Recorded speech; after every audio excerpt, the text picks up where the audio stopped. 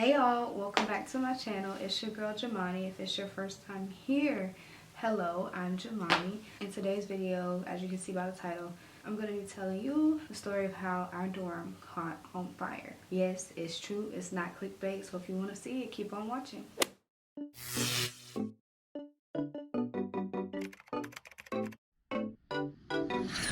So this story happened last semester and it was in the dorm that I'm currently in. But basically, one day, I don't know if it was on a weekend or if it was a weekday, I don't remember. It was a little bit after we had started school. I was outside in my car. I had been sitting outside in my car for like 15 minutes. I hadn't gone in yet, and I'm glad I didn't. I was sitting out in the car and I heard like a very faint alarm. Like it sounded like a fire alarm, but it wasn't loud. So I couldn't tell what building it was coming from. I just heard it. I didn't see any lights going off showing that it was a fire alarm. So I'm like, okay, I don't know what's going on. I hear like girls like screaming and running. So I'm like, what's going on? I get out of my car and I go to the stairwell and I see that it's two of my roommates and they're carrying like stuff, book bags, all kinds of stuff. I'm like, what's going on? And they're like, the kitchen caught on fire. I'm like, what? They're like, yeah, the kitchen caught on fire. I'm like, oh my God, are y'all okay? Or did y'all call the police? Y'all okay? And so they were okay. They had already called the campus police and everything. So my dumb self, I was like, let me go upstairs. I just want to see it. You know, I just want to see it. So I ran up 3 flights of stairs and I opened the door and I literally screamed because as soon as I opened the door, it was like, you couldn't even see. It was that much smoke. I could not see anything in the living room. And I only opened it a sliver. And I just jumped back. I was like, okay, this is real.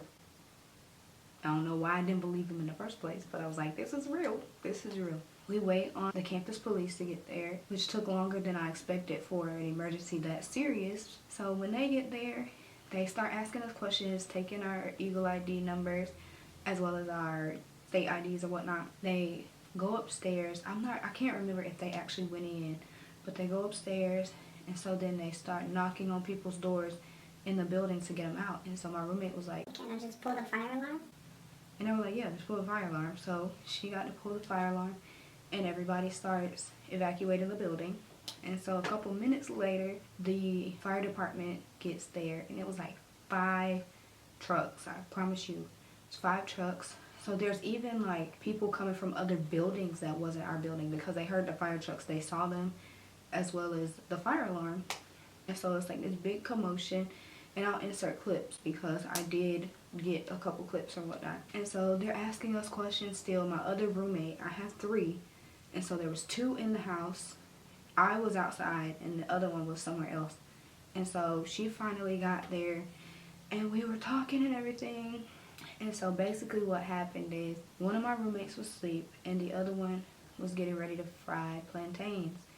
And so I guess the oil was up too hot or she just forgot about it. I'm not really sure. It was basically a grease fire because of the oil heating up or the oil being close to heat. I'm not sure. Once the fire department gets up there, they start extinguishing stuff. They're running through the rooms, letting the windows up, taking the screens out, and as well as they took the stove out. We could see them bring the stove out. After like 30 minutes, they start letting people go back to their dorms. They started with the first floor, then the second floor. We live on the 3rd floor. And so after everybody on the 3rd floor was allowed back in, we were allowed back in.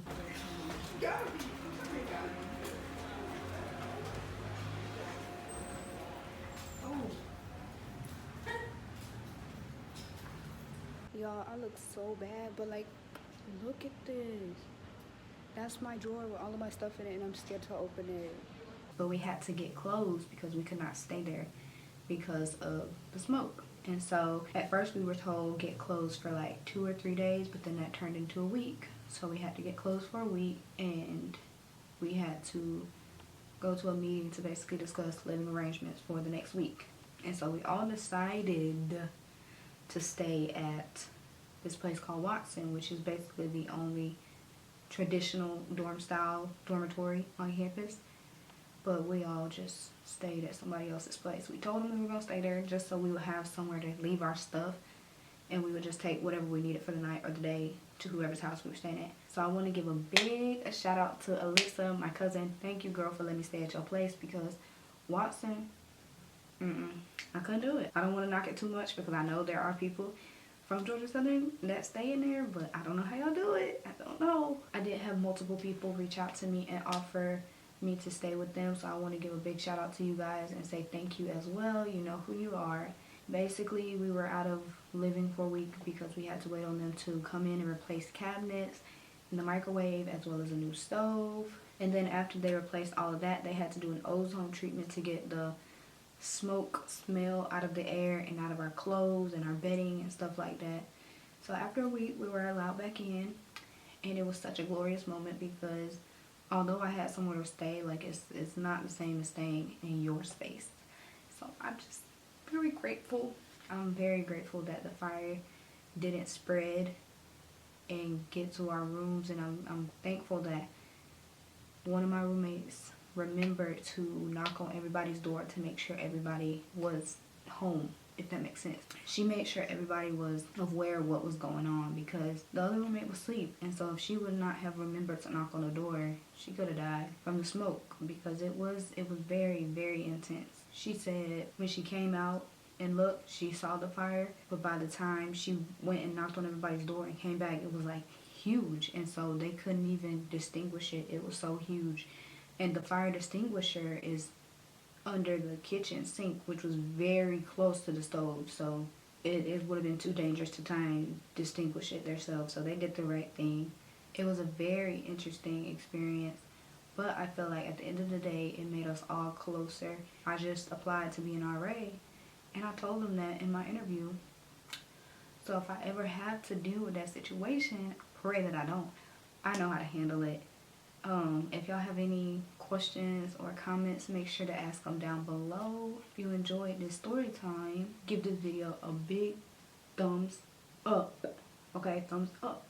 Also, subscribe to my channel because it's free, and I asked you to, but you don't have to, but I would like you to. Okay, anyways, let me stop. I forgot to mention, let me know what y'all think about this setup. It's kind of crazy, but it's working for me.